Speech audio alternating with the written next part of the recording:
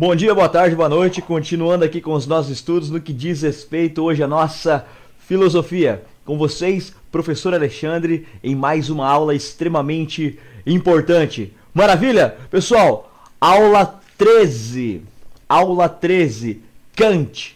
Maravilha? Pessoal, é um filósofo, é um pensador extremamente importante, recorrente, apareceu no Enem ano passado, é um cara que é cobrado constantemente aqui na UniOeste, pô, é um querido da UF, então vale demais a atenção. Maravilha? Vamos lá que é bem extensa essa aula.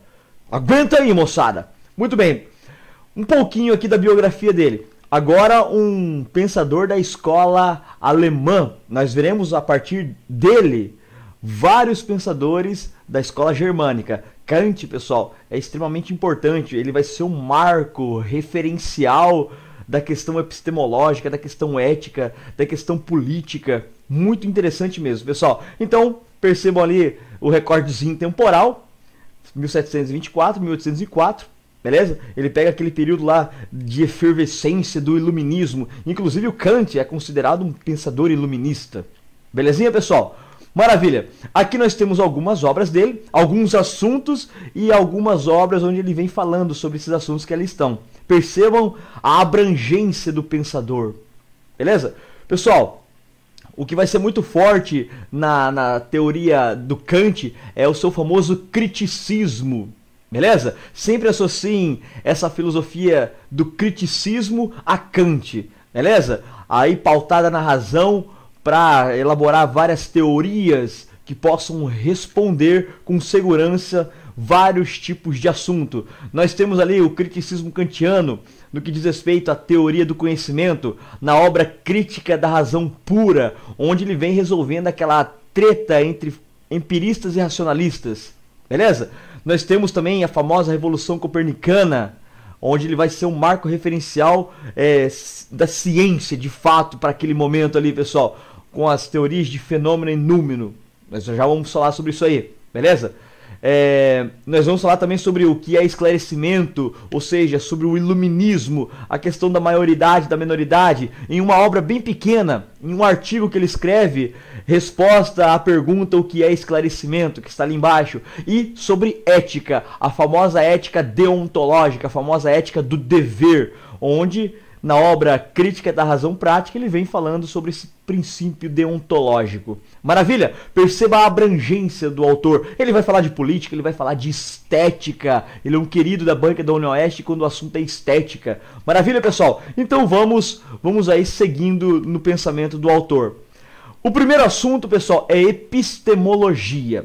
Tranquilo? A episteme, o conhecimento. Como que nós adquirimos conhecimento segundo o nosso autor aqui, pessoal. E aqui ele vai ser muito importante, porque até então nós tínhamos o time dos racionalistas, dizendo que nós possuímos ideias inatas, um conhecimento que já nasce conosco. Lembram-se disso? René Descartes, Platão, Spinoza, vem falando disso aí. Os sentidos são falhos, só posso confiar na minha razão. Lembram-se disso? E no outro timinho, nós temos os empiristas, capitaneado aí por John Locke, mas também nós temos David Hume, temos Francis Bacon, Aristóteles, que vão dizer que o conhecimento, a episteme, vem por meio dos sentidos, ok? As experiências sensitivas faz com que nós adquirimos conhecimento, possamos adquirir conhecimento. Tranquilão? Aí vem Kant. Kant ele vem fazendo aqui, pessoal, uma síntese epistemológica. Nós temos ali, pessoal, os racionalistas como uma tese, os empiristas como uma antítese, e aí vem Kant fazendo a síntese, pegando um pouquinho de cada. Tranquilão? No início da carreira do Kant, ele era um racionalista. Aí ele vai ter contato com algumas obras do David Hume e a partir das próprias palavras dele, pessoal, Immanuel Kant vai dizer que David Hume fez ele acordar de um sono dogmático. Ele fala assim, pô, cara, os racionalistas não estão tão certos assim. Os empiristas não estão tão certos assim. Eles têm a sua parcela interessante, mas nenhum dos dois estão completamente certos. A episteme se dá com um pouquinho de cada um. Beleza? Aí ele vem com essa frase bem interessante: a razão sem experiência é vazia, e a experiência sem a razão é cega. Para a episteme, eu preciso de ambas. Aí o nosso camarada Kant vai dizer o seguinte: na aquisição do conhecimento, o princípio é via sentidos, ou seja, inicia na experiência, mas conclui-se na razão. Beleza? Todo conhecimento começa com a experiência, mas termina com a razão, na reflexão. Tranquilão, pessoal? Mas percebam aqui que ele não nega completamente os racionalistas e também não nega completamente os empiristas. Ele, como eu já falei, como está ali no slide, ele promove aqui uma síntese epistemológica, pessoal. Um pouquinho de cada um para a aquisição do conhecimento, para explicar essa aquisição de conhecimento. E ele vem dizendo que sim, racionalistas, nós possuímos ideias inatas. E ele vai dizer, sim, empiristas, nós também adquirimos conhecimento via sentidos. É aquilo que ele vai chamar de conhecimento a priori e conhecimento a posteriori. A priori são as ideias puras, são aquelas noções anteriores à experiência. Eu não preciso experimentar para conhecer determinadas coisas. É um tipo de conhecimento puro. Noção de quantidade, noção aí, pessoal, de espaçamento, de tempo. Tranquilão? Isso aí são ideias a priori, ou seja, antes da experiência, anterior à experiência. Por exemplo, pessoal, eu estou aqui dentro de um espaço. Tranquilão? Se eu jogar uma criancinha aqui, pessoal, sem ainda ter tido contato com métricas, com a escola que lhe ensinou a contar e os números, ela vai ter essa noção pura, essa noção a priori, que esse espaço aqui é um espaço pequeno e que está, pessoal, ocupado apenas por uma pessoa, ou seja, está quase que vazio. Entende? Agora, nós também temos o conhecimento a posteriori, aquele tipo de conhecimento posterior à experiência. Ou seja, depois que ela aprender a contar, aprender a fazer as continhas, ela vai ter a noção, ela vai saber fazer a experiência e dizer que esse quarto tem tantos metros quadrados e que tem 1, 2, 3, 4 pessoas. Tranquilão? Agora a noção pura é dizer assim, esse quarto é um quarto pequeno. Entende? Quanto mede? Não sei, mas é pequeno. Entende? É uma noção pura, uma noção a priori. Agora, 4 metros quadrados, aí é a posteriori. Entende? A criança vai chegar aqui e vai falar, esse quarto está vazio. Quantas pessoas tem aí? Enfim, eu não sei contar ainda quantos, né? Mas está vazio, tem poucas pessoas, ou tem muitas pessoas. Isso é uma noção a priori. Agora, não, esse quarto possui aí 335 pessoas. Esse quarto possui aí 23 pessoas. Ou seja, é uma noção a posteriori, depois da experiência. Tranquilo, pessoal? Ideias puras a priori, já nasce conosco. Ideias após a experiência são aí conhecimento a posteriori. Tranquilo? Então, tanto racionalistas quanto empiristas têm a sua parcela para colaborar com a episteme, com as suas explicações epistemológicas. Não estão completamente certos, mas se completam na ótica de Kant, que faz uma síntese de ambos. Beleza, pessoal? Tranquilão? Depois que nós temos essa noção de a priori e a posteriori, depois que nós temos essa noção que possuímos ideias inatas, as ideias puras, mas também conseguimos adquirir conhecimento via experiência, ou seja, conhecimento a posteriori, Kant vai dizer que agora nós possuímos a capacidade de emitir juízos. Repito, agora que nós temos essa noção, nós temos a capacidade de fato de emitir juízos. O que são os juízos? Juízos, pessoal, são formas de conhecimento. Tranquilão? É assim, simples assim. Juízos são formas de conhecimento. Ou seja, aquela capacidade de julgar mesmo por meio da conexão entre dois conceitos, o sujeito e o predicado. Beleza? O que é o predicado? O predicado é um atributo do sujeito. Vocês já vão entender através de exemplos. Beleza? Tranquilão? Então, a partir dessas minhas análises, eu consigo emitir juízos, ou seja, tipos de conhecimento. Tranquilão? A partir da minha análise entre os sujeitos e os seus predicados, ou seja, os seus atributos. E existem três formas de juízos, ou seja, três formas de conhecimento. Os analíticos a priori, aquela análise a priori, aquele tipo de conhecimento que você chega a um julgamento, você tem um juízo, né, uma forma de conhecimento, sem precisar da experiência. É aquilo que ele vai chamar de analítico a priori. Tranquilão? Nós temos os sintéticos a posteriori, ou seja, aquele tipo de conhecimento, aquela forma de conhecimento sintetizados após a experiência. Mas também nós temos o máximo, o ápice, que é o sintético a priori. Tranquilão? Vamos lá então, pessoal, por meio de exemplos, passear por cada um deles. Nós temos aqui, pessoal, o juízo analítico a priori. As primeiras formas de conhecimento, segundo Kant, são os analíticos a priori. Tranquilão? Quais as características de um juízo analítico a priori? O predicado está contido no sujeito. Beleza? Tá ali, evidente. Tranquilão? É necessário e é universal. É uma dedução, ou seja, você não precisa experimentar, basta deduzir. E essa dedução é confiável. Tranquilão? Porém, olha que interessante, porém, não produz coisas novas, pessoal. Você está tentando explicar, você está explicando, na verdade, o que já está explícito. Ou seja, essa explicação é tautológica, é um mais do mesmo, explicando o que já está claro. Tranquilão? Deixa eu colocar alguns exemplos para vocês aqui. Por exemplo, na frase, o triângulo tem três lados. O triângulo é o sujeito. Três lados é o predicado, ou seja, o atributo do sujeito. Pessoal, é uma dedução óbvia, confiável, necessária e universal. Triângulo. E ponto.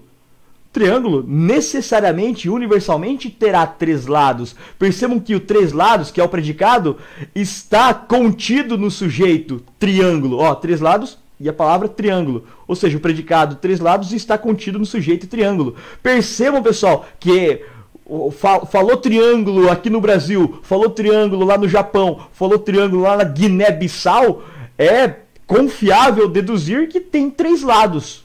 Tranquilão? É interessante, é confiável, é universal, é necessário. Porém, não me traz nada de novo. Eu estou explicando, esse três lados explica o óbvio, explica o que já está explícito, que é o triângulo. Tranquilão? Então, percebam que não é perfeito. Eu preciso de algo mais, eu preciso produzir um conhecimento novo. Então, o analítico a priori é massa? Interessante? Claro que é, mas não me traz nada de novo. Eu vou colocar um outro exemplo aqui, pessoal. Esse Matheus aqui, para quem não conhece, é um grande amigo meu. Um baita de um professor de história. Incrível, pessoal. Beleza? O Matheus é homem. Tranquilo, pessoal. Matheus, sujeito. Homem, predicado. O predicado homem está contido no sujeito Matheus. Se eu falar o Matheus aqui no Brasil, o Matheus lá em Uganda, o Matheus lá em Brunei, é homem. Tranquilão? É necessário, é universal, o predicado está contido no sujeito. Se eu falar que o Matheus é homem, eu estarei explicando aquilo que já está explícito. Então eu não estou trazendo nada de novo com essa explicação, com essa informação, com esse atributo, com esse predicado, pois o predicado já está contido no sujeito. Tranquilão?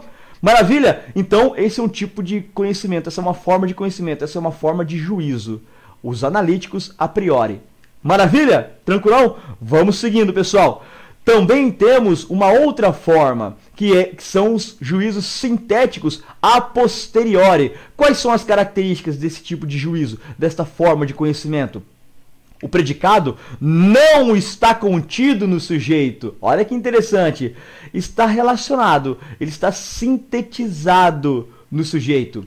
É algo sempre particular e a partir do empírico, é a partir da experiência. Então é a partir aí, pessoal, de fato da indução, não da dedução. Tranquilão? Porém, não é seguro. Ele me traz algo novo, coisa que o analítico a priori não me trazia. Só que o sintético a posteriori não é seguro e também não é confiável. Não é algo necessário nem universal. E eu quero algo que eu possa deduzir, que eu possa trazer algo novo, que possa ser necessário e universal, entende? Então percebam que é interessante também, mas ele não é uma verdade necessária e universal e assim, pessoal, não é seguro nem confiável. Exemplos? Vamos lá. A casa é verde. A casa é o sujeito. Verde é o predicado.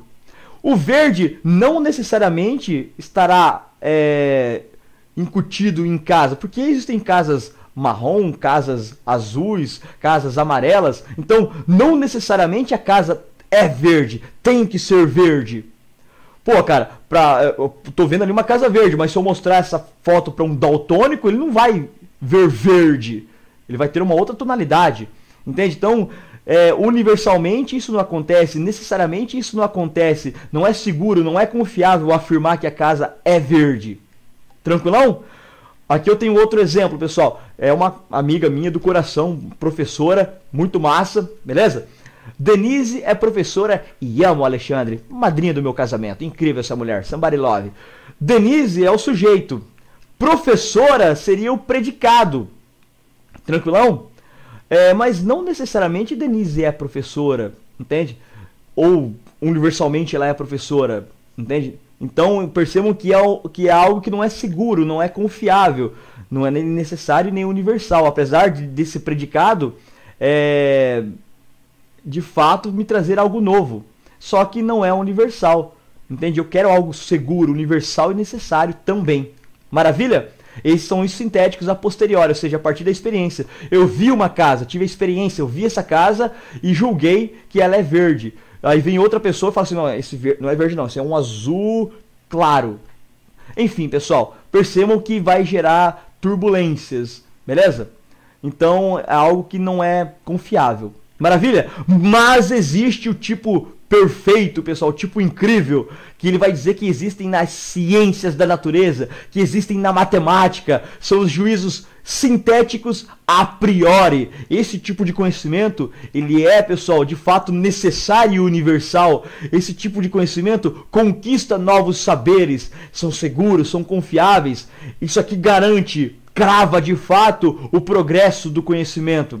E é aqui, ó, com essa explicação, um pouquinho dos racionalistas, um pouquinho dos empiristas, que Kant vem resolvendo a treta epistemológica, aquela dicotomia que os racionalistas vão dizer que eles estão certos e que os empiristas vão dizer que eles estão certos. Aí vem Kant e fala assim, não, é um pouquinho de cada, entende? É um pouquinho de cada um.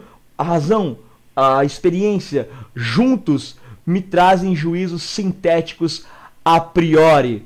E a matemática traz isso.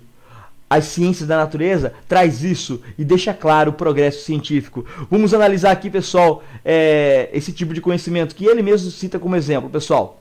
Muda ali alguns valores, mas o resultado é o mesmo. Beleza? Nós temos ali o sujeito. O sujeito é 7 mais 5. Tranquilão? Esse é o sujeito. Belezinha? Sujeito, 7 mais 5. O predicado, pessoal, seria o 12. Ele não está, pessoal, de fato incutido no sujeito.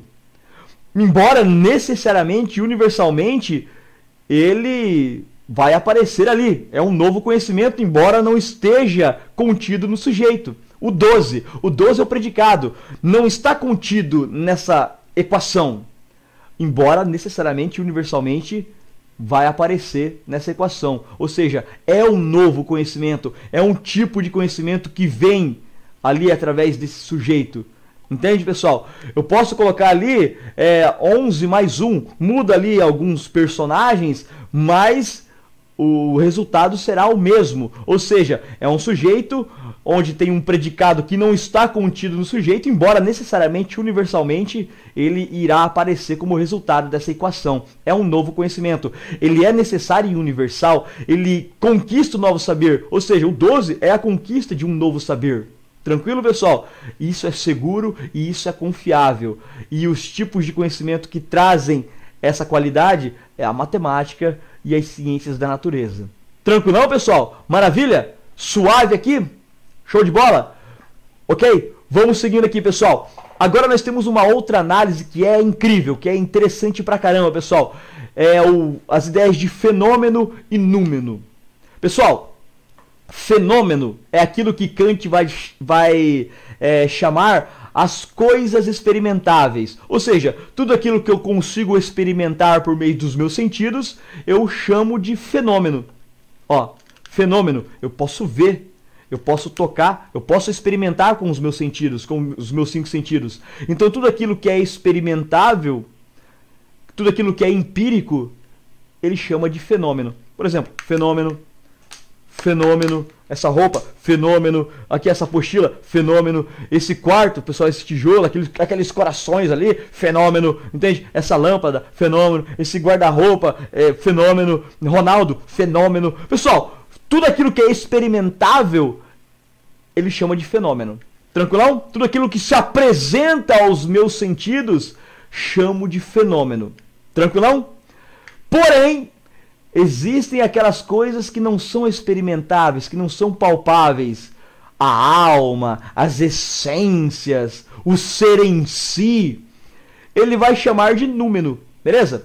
Pode aparecer, pessoal, númeno, do jeito que está aí no título, ou noumeno, tanto faz. Em alguns aparece até número, beleza? Número seria a alma, a essência. Tranquilo? Por exemplo, ó, vocês estão vendo aqui, né? Professor Alexandre, eu sou o fenômeno. Tranquilo? Fenômeno Alexandre. Eu posso ser tocado, eu posso ser sentido por meio dos sentidos. Tranquilão?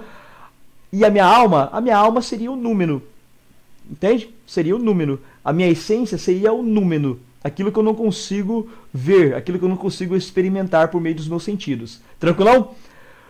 Quais as características do fenômeno e quais as características do número? Pessoal, coloquei uma flor, beleza? Vamos lá, pessoal. Nós temos aí uma flor. A flor é o fenômeno, entende? Eu consigo experimentar, eu consigo tocar nessa flor, cheirar essa flor. Ou seja, ela existe.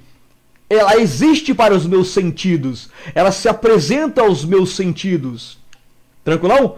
Ela é empírica. Eu posso experimentá-la. Eu consigo fazer ciência com ela. Tranquilão? E o número? O número seria a essência. Eu coloquei aquela flechinha apontando lá para o interior, pessoal, que seria a essência, a alma da flor, a flor em si, entende? O Kant vai dizer o seguinte, cara, não estou negando, talvez existam almas, talvez existam essências das coisas, talvez existam os seres em si, mas é o seguinte, talvez exista, não estou negando. É algo metafísico. Se é metafísico, está além da física, está além dos meus sentidos. Ultrapassa os limites da razão. E na moral mesmo, para que focar naquilo que é número? Por que eu vou perder tempo focando naquilo que não posso experimentar? Por que eu vou dedicar horas das minhas energias para tentar explicar aquilo que eu não consigo experimentar? Que não se apresenta aos meus sentidos. Não estou negando a existência. Talvez exista a alma da flor, a essência da flor, a alma do Alexandre, Deus. Talvez exista. Mas eu não consigo experimentar, eu não consigo fazer ciência, é algo metafísico. Então, eu não vou perder tempo com isso. Eu vou focar nos fenômenos. Eu vou focar nas coisas fenomênicas, nas coisas fenomenais. Naquilo que se apresenta aos meus sentidos. Isso é palpável, isso eu consigo manusear. Tranquilão, pessoal? A partir do momento que Kant entende isso, que ele fala assim, vamos focar no fenômeno e deixar o número de lado. Repito, vamos focar nas coisas fenomênicas, vamos focar nos fenômenos, vamos focar naquilo que dá para experimentar e deixar o número de lado. Deixe ele de lado. Talvez exista, mas eu não consigo experimentar, eu não estou vendo como é que eu vou mexer com algo que eu não consigo manusear. Então deixe de lado. A partir do momento que ele conclui essa ideia, ele chama essa própria descoberta, essa própria noção, pessoal, de revolução copernicana de Kant. O Kant está ali, pessoal, vamos focar no fenômeno e deixar o número de lado. Isso eu chamarei de revolução copernicana. Por que ele chama assim, pessoal? Porque Copérnico tira a Terra do centro do universo e fala que é o Sol o centro do universo. Tranquilo? Kant vai dizer, galerinha, por muito tempo nós ficamos focados nos objetos. Ou seja, tentando explicar os objetos. Entende? Não, cara. Ou seja, tentando buscar aí a essência das coisas, olhando o objeto, colocando ele no centro e tentando identificar a sua essência. Ele vai dizer, não, cara, vamos mudar. Nossa razão tem que ser o centro. E os objetos, as coisas têm que orbitar a nós. Nós somos o centro, a nossa razão é o centro. E os objetos nos orbitam. Antes era o contrário. Antes o objeto estava no centro e nós ficamos aqui, ó, orbitando o objeto, tentando procurar a essência das coisas. Ele vai dizer, não, cara. O foco é a nossa razão. O homem tem que ser o centro. A nossa razão tem que ser o centro. Nós temos que investigar as coisas conforme elas se apresentam aos nossos sentidos. E não nós colocar as coisas no centro e tentar achar a essência delas. É tipo aquela figura ali, pessoal, do bichinho ali. Ele está fazendo várias pinturas. E ele tem um chifrinho. Entende? Todas as pinturas dele possuem aquele chifrinho. É o jeito que ele vê as coisas. É o jeito que ele, por meio da experiência dele, enxerga as coisas. Ou seja, as coisas se apresentam a ele daquela forma. E é assim que tem que ser para Kant. Tirar as coisas, os objetos do centro das atenções e nos colocar com a nossa razão no centro das coisas. Tranquilo, pessoal? Isso ele chamou de Revolução Copernicana. Belezinha, galerinha? Suave? Vamos seguindo aqui. Percebam que ele deixa um espaço aberto para as metafísicas. Ele não nega, ele só deixa de lado, entende? Ou seja, a incapacidade de conhecer aquilo que é metafísico não significa, ou seja, é diferente de não existir. Talvez exista. Eu tenho aqui, ó, a apostila. É a apostila, ela existe aqui, ó. Toquei ela aqui, ó. Tô mexendo ela aqui, ó. Tranquilão? Será que existe uma essência? Será que essa apostila possui uma alma, uma essência? A apostila em si? Talvez. Talvez exista. Essa metafísica da apostila, talvez exista. Só que, cara, eu não tô vendo. Eu não consigo tocar nesse algo que é metafísico. Então, quer saber de uma coisa? Eu vou focar na apostila. Entende? Eu vou analisar essa apostila do jeito que ela se apresenta aos meus sentidos. Se existe algo metafísico nela, deixa de lado. Entende? Agora, no momento, eu sou incapaz de conhecer. Não significa que não exista.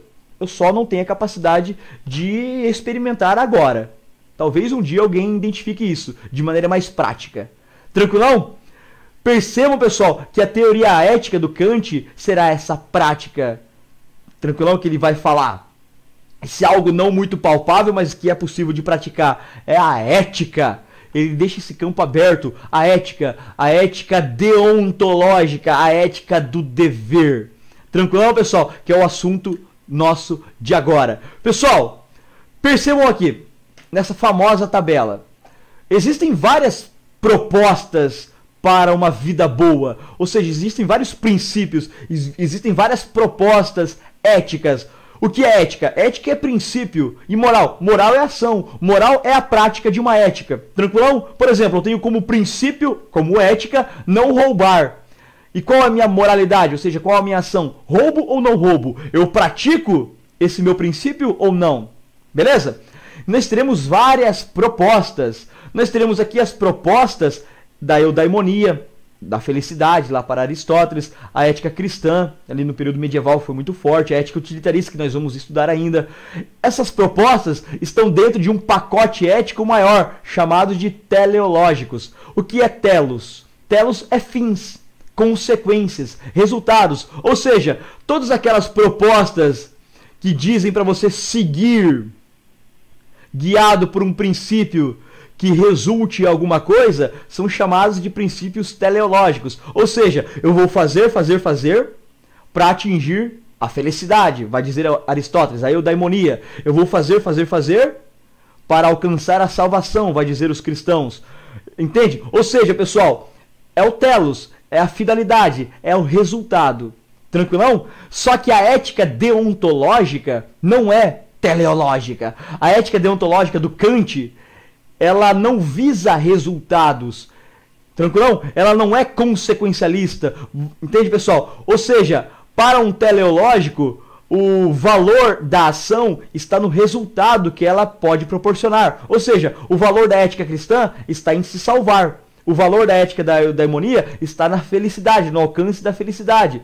Para Kant, nós temos que seguir um princípio, agir de tal forma que não vise resultados. Ou seja, o valor da ação não está no resultado dela, mas sim dentro dela, intrínseca, E essa é a ética deontológica. Deonto é dever. Ele vai dizer, pô, cara, o que nós devemos fazer, cara? Nós temos a razão. A razão é algo universal. A razão é boa. Então, se eu agir pela razão, eu vou agir bem. Tranquilão? O que é universal para Kant? O dever. Ou seja, ele vem com um lema, pessoal, que é incrível. Haja de tal forma que a sua ação seja uma norma universal. Princípio do dever. O dever pelo dever. Haja de tal forma que a sua ação seja uma norma universal. Tranquilão, pessoal? Ou seja, o que é universal? O dever. Eu não posso mentir. Eu não posso roubar. Se eu agir pela razão, isso é bom. Se o dever é racional, é bom. Então, mentir é errado. E sempre será errado. Para todos os tempos, para todas as pessoas, para todos os lugares. Mentir é errado. Tranquilão, pessoal? Então, esse é o princípio que deve guiar a nossa vida, pessoal. O princípio do dever. Isso deve imperar em nossa vida. Aí ele vem com as ideias do imperativo categórico e do imperativo hipotético. Qual a diferença entre um imperativo hipotético e um imperativo categórico? O Kant vai dizer, pessoal, tem vezes que nós agimos não pela razão, mas pelas inclinações, pelas paixões. Acontece! Quem nunca agiu movido por paixões, por inclinações, deixou a razão de lado e foi lá e fez a cagada, agiu pelo impulso, entende? Ele vai dizer que você agiu por impulso, você agiu movido pelas inclinações, pelas paixões, ou seja, você agiu movido pelo resultado que essa sua ação poderia alcançar, beleza? Isso ele vai chamar de imperativo hipotético, tranquilão? Não é o ideal. O ideal é o imperativo categórico. O imperativo categórico, pessoal, você vai agir pautado pela razão. E você não vai fazer coisas tentando alcançar o resultado da sua ação. Você vai agir porque o valor da sua ação está dentro da ação. Vamos dar alguns exemplos aqui, pessoal. Vocês são vestibulandos, tranquilão? Vocês estão estudando pra caramba. Tranquilo? Alguns estão agindo pelas paixões, movido pelas inclinações. Eu estou estudando porque vai ter um vestibular no final do ano e eu tenho que agradar a minha família. Eu tenho que, de fato, né, com esse diploma agora, entrar num curso superior massa para ganhar status perante a sociedade, perante os meus parentes, perante o cowboy, perante a cowgirl, entende? Ou seja, você está usando um meio para atingir um objetivo. E isso é um imperativo hipotético. Se você, de fato, usasse a razão, você estudava porque deve estudar. Tranquilo? Não por causa do diploma, não por causa da nota boa, não por causa do pessoal do curso superior. Eu estou estudando porque devo estudar. Isso é um imperativo categórico. O valor da ação de estudar não está no diploma, não está na prova e o resultado dela, está em estudar. O valor da sua ação está aí, em estudar, não no resultado dos seus estudos. Entende? O valor de um imperativo categórico é intrínseco, ou seja, está dentro da ação e não no resultado dela, não no alcance dela, entende? No objetivo alcançado pelo meio que você utilizou, como os imperativos hipotéticos dizem. Tranquilão? Então, guie a sua vida na razão, nessa razão do dever, o dever pelo dever. Faço porque devo, não faço porque não devo. Tranquilão? É isso. Não roubo, por quê? Porque não devo roubar. Mata? Não, não mato, porque não devo matar. Estudo? Estudo, por quê? Porque devo estudar. Tranquilão? Esse é um imperativo categórico. Essa é, haja de tal forma que a sua ação seja uma norma universal. Se cada um, pessoal, levar esse lema para si, tudo ficaria muito melhor. Não faça aos outros o que você não gostaria que fizessem com você. Tranquilão? Beleza? Maravilha, pessoal? Seguindo aqui então no esquema, pessoal. Seguindo no esquema. Para a gente fechar a nossa aulinha, entende? Nessa parte teórica, antes das questões. Esse artigo, pessoal, de poucas páginas, é um artigo ali, pessoal, meio que panfletário que o Kant escreveu para a época, onde ele vai responder a pergunta: o que é esclarecimento? O que é iluminismo? Kant vai dizer, né, vamos perguntar: ô Kant, nós vivemos em uma época esclarecida? Ele vai dizer: não, vivemos um período de esclarecimento, mas ainda, pessoal, muitos estão na minoridade. Pessoal, e aqui vai uma noção maravilhosa. Isso aqui encaixa legal em muitos conceitos, em muitas redações para vocês, beleza?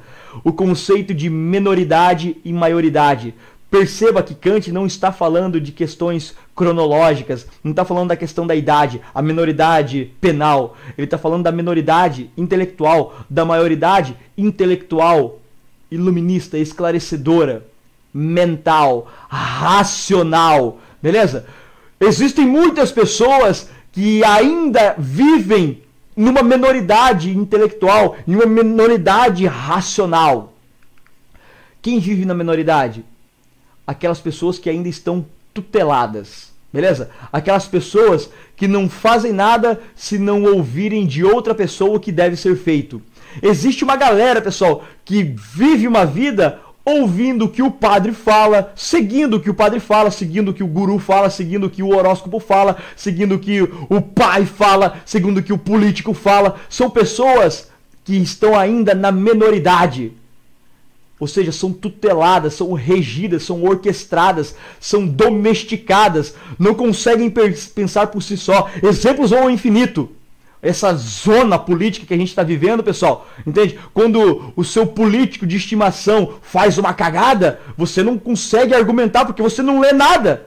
Você fica na expectativa de alguém fazer um meme legal que defenda o seu político para você poder publicar, entende?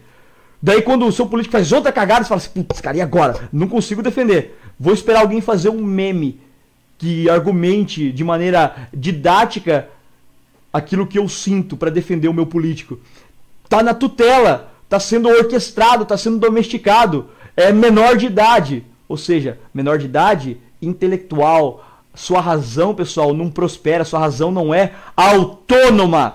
Quem que vive na maioridade? O maior de 18 anos? Não!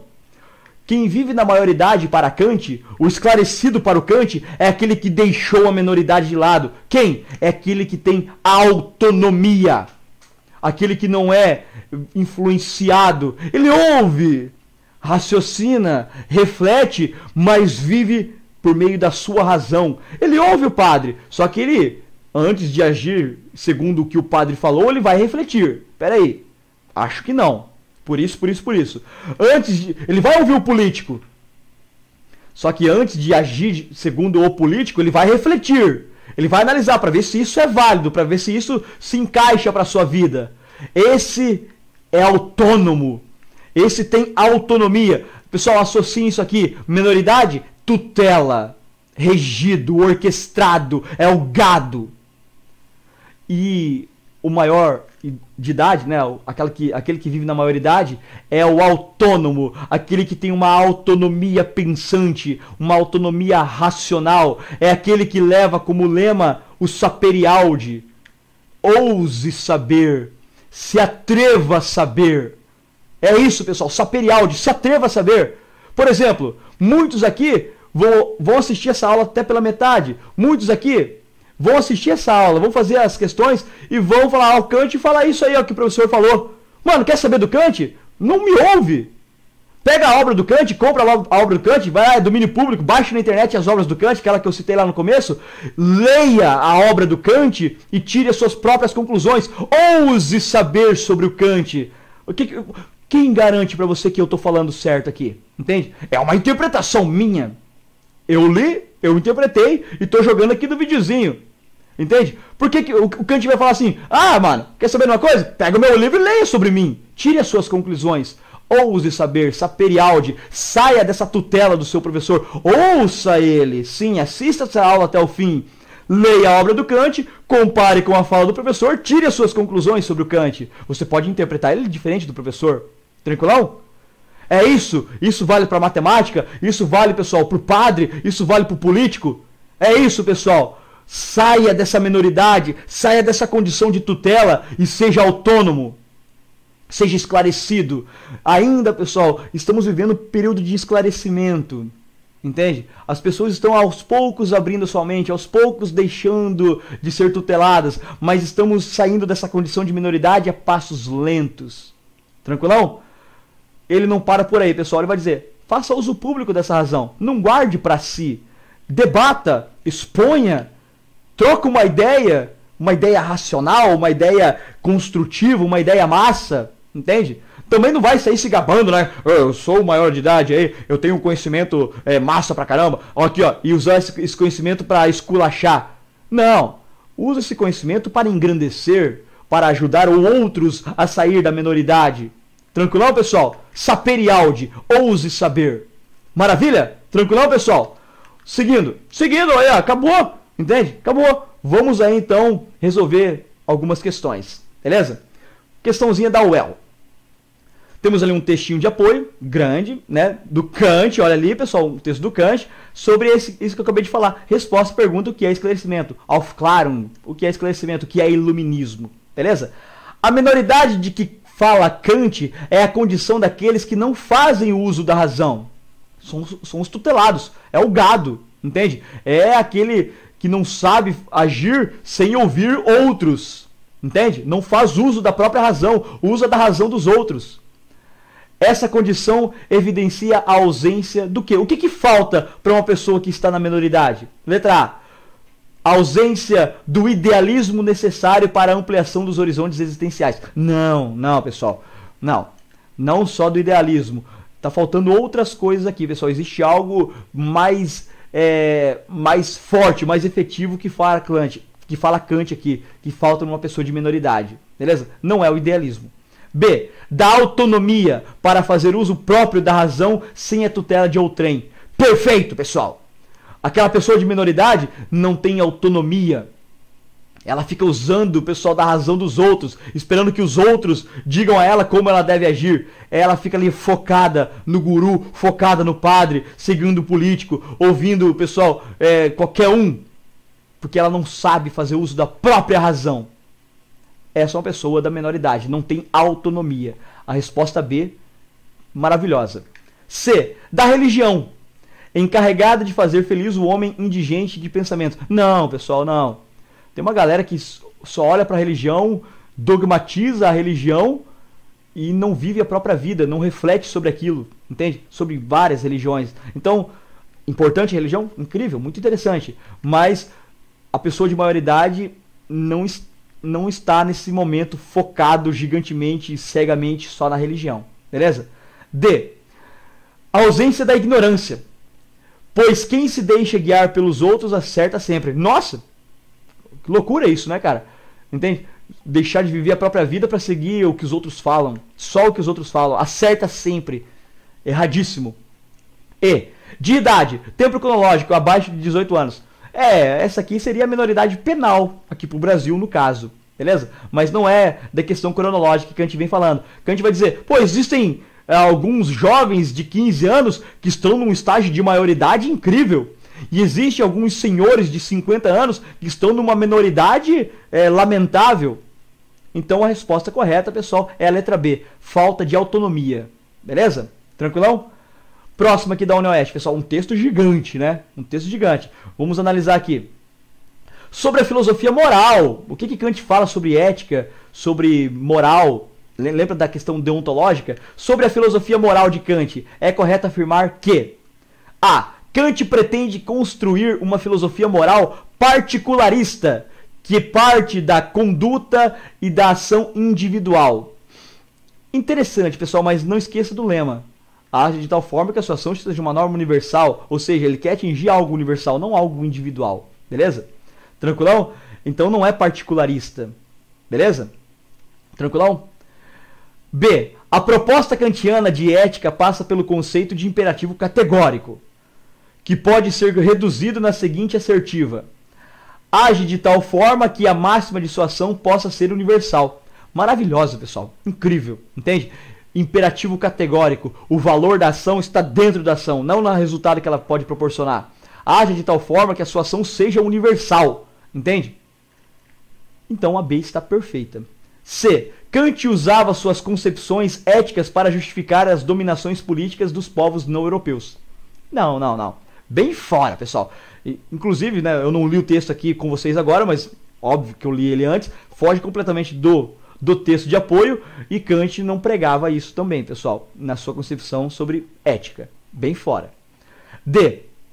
A ética kantiana, percebam, pessoal, ética deontológica pode também ser chamada de ética kantiana. Tá? Então, se aparecer na sua banca ética kantiana, é o mesmo que ética deontológica. Maravilha? A ética kantiana é relativista.